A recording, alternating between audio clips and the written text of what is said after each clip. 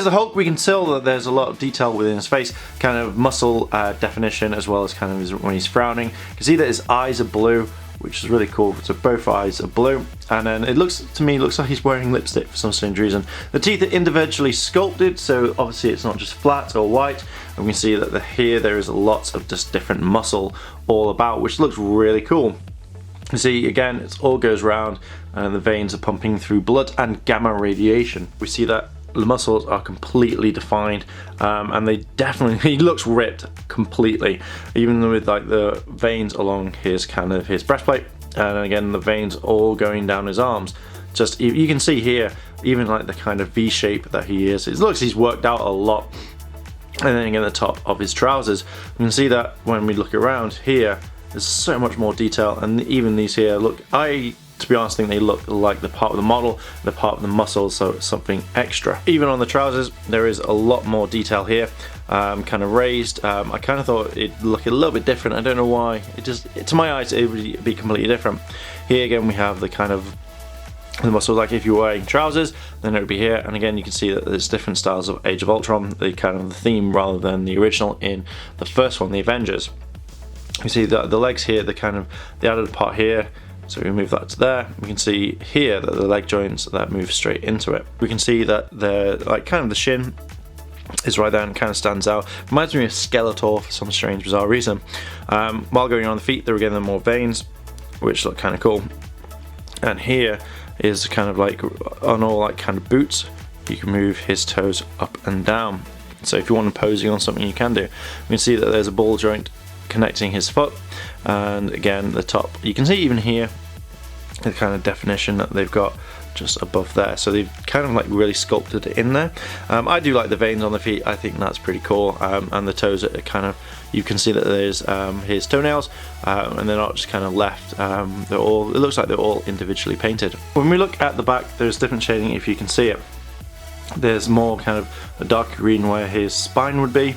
We can see here that the ball joints are at the top, and again kind of more plastic to kind of cover up, so it's not just like kind of empty. Back of the hair, again, as I said, looks to me like it's just kind of like flat. I'm not quite happy about that, but I do like the muscle definition here, and it looks like he's got a kind of backpack, reminds me of the Iron Man Mark 45. I like this. This here kind of makes it a little bit for me. It's just the elbows. Now normally when I've seen it in figures, you don't actually see the kind of the rumple part, the kind of the rough skin that we all have, but that kind of stands out and makes it a little bit for me. Get more muscle definition on his hands, and again we can turn his hands like so. We move down to the back, so they've not just left it, they've all painted it, and it looks like, again, if you're wearing trousers, even on the butt, there's kind of like creases just there, and again, you've got the red lines on his trousers. Here on the back of his legs, you've got more muscle around, which is fine. Here we've got the kind of like the main parts of his legs, which are normal bend joints, and they look a lot different. I think this is the first time I've actually seen something like this, rather than the kind of like the one piece that we have. So this isn't too bad. Again, you've got different colours here if the camera's picking it up, especially with the new light behind me. It kind of all goes in, and again his feet are absolutely fine. There's ball joints there, and again leads up because he's barefoot. You can kind of see where the heel is. With Hulk, you only get another head for him, his roaring face. So pretty much like all the others, take off Hulk's head, and it just leaves that. And you can put on his roaring, screamy face, which kind of gives a bit more kind of life to the figure. But again, not much in my eyes. It's not too bad. His head moves, and it's kind of restricted towards his kind of shoulder muscles there and there. It's kind of all like not a lot there. Definitely kind of cool to add it on there, but not that much in my eyes. Well, having like his flexibility, his legs move around like normal, kind of like that as well. You kind of move the feet around. You kind of move the feet there. Again, we can see that these move up and down, like so. Yeah, his arms move out more, so you can get more posability, kind of like such and such, like that there. Again here, moves up and down, just like so.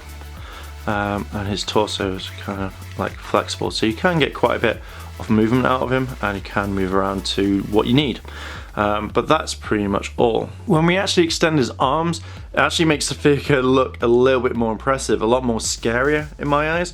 So this is a very good kind of feature. Now one thing I didn't like is when you extend it fully, is like this bit comes out, but it does add a lot more. That just looks really weird to me. But if you have a scene where you want him to extend out or kind of do the gamma crush, this would possibly be the best thing to do. I kind of really wanted to do a size comparison against him and the Dragonzord. Originally I thought Hulk was bigger than the Dragonzord, but you can tell that he's almost as close, and that's actually quite impressive, to be honest. There we go, Rangers, there is the Hulk. Now I'm not very happy with him. I think he's a good figure, and I'm glad that I could add him to the Age of Ultron range, but I feel like it kind of felt a little bit like kind of a cheap plastic. Obviously there's not a lot in there, like you've got to hollow it out, but I wasn't a huge fan of this one. It's a nice looking figure, don't get me wrong, and again it will look really nice next to them, but to me at the moment I'm not that sold. I like the extending arms and I like some of the detail, but that is about it. There's not much. Some people say that he's the same size as Broly from Dragon Ball Z, so it would be interesting to see if we get one of those figures to review to actually see if he is the same size or if Broly's bigger. One thing that I would have liked to have done better with this, or actually have inside, is having his kind of his hand and fist meet. I think that would have been quite cool. I think some of the plastic does, like say here, does kind of like restrict it. I know what they've done why, but it would be cool to actually have his hand in his fist. I think it would make it a better model, and it would be cool just to have his hands in his fist. So let me know down below, Rangers, what do you think about this? Do you like him? Do you not like him? Is he your favorite Figuarts? Let me know down below in the comments, and if you've liked this video, like, favorite, comment, and subscribe. Check out Yada Games, all that lovely goodness, and as always, Rangers, thanks for watching, and I'll see you in a bit.